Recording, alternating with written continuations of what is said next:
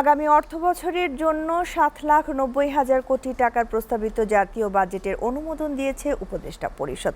প্রধান উপদেষ্টা ডক্টর মোহাম্মদ ইউনূসের সভাপতিত্বে অনুষ্ঠিত বৈঠকে এই অনুমোদন দেয়া হয়। পরে সচিবালয়ে সংবাদ সম্মেলনে অর্থ উপদেষ্টা ডক্টর সালেহ উদ্দিন আহমেদ জানান, বাড়তি কর দিয়ে আবাসন খাতে কালো টাকা বৈধ করার আগের সুযোগ বাতিল করা হয়েছে। এছাড়া মূল্যস্ফীতি হার ৬.৫% বেঁধে রেখে জিডিপি প্রবৃদ্ধির লক্ষ্যমাত্রা অক্ষুণ্ণ রাখা হয়েছে ৫.৫%। আশিকুল আলমের প্রতিবেদন। ওয়ালটন আবারও মিলিনিয়ার অফারে ওয়ালটন ফ্রিজ কিনে আপনিও হয়ে যেতে পারেন মিলিয়নিয়ার। উপদেষ্টা পরিষদের বৈঠকে ২০২৫-২৬ অর্থবছরের প্রস্তাবিত বাজেট অনুমোদনের পর সচিবালয়ে সংবাদ সম্মেলন করেন অর্থ উপদেষ্টা ডক্টর সালেহ উদ্দিন আহমেদ। এ সময় তিনি জানান, আগের অর্থ আইনের ধারাবাহিকতায় বাজেটে কালো টাকা সাদা করার বিধান বাতিল করা হয়েছে। আর সবচেয়ে বড় একটা ডিসিশন নিয়েছি, আপনার তো অপ্রদর্শিত আয়ের আমরা একটা সুযোগ দিয়েছিলাম। সব টাকাই কিন্তু কালো টাকা না, অপ্রদর্শিত আয় আছে। সবাই যদি কালো টাকা বলেন, এটা কিন্তু মিসনোমার।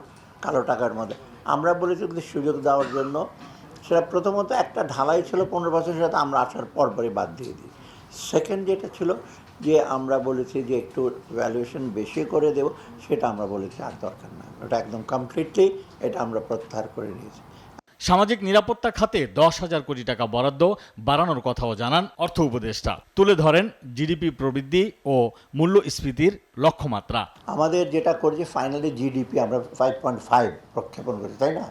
5.5 ইনফ্লেশনটা আমরা ভেবেছি যে বেশ কমে যাবে, কিন্তু আমরা ভাবছিলাম যে নেক্সট জুনের মধ্যে 6.5 6.5 এখন নাই মিডিল, এখনও তো 9-এর মধ্যে আছে। এর আগে ২০২৫-২৬ অর্থবছরের ৭,৯০,০০০ কোটি টাকার জাতীয় বাজেটের অনুমোদন দেয় উপদেষ্টা পরিষদ।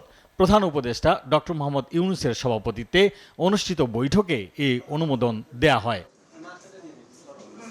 Ashikul Alam, SA TV, Dhaka.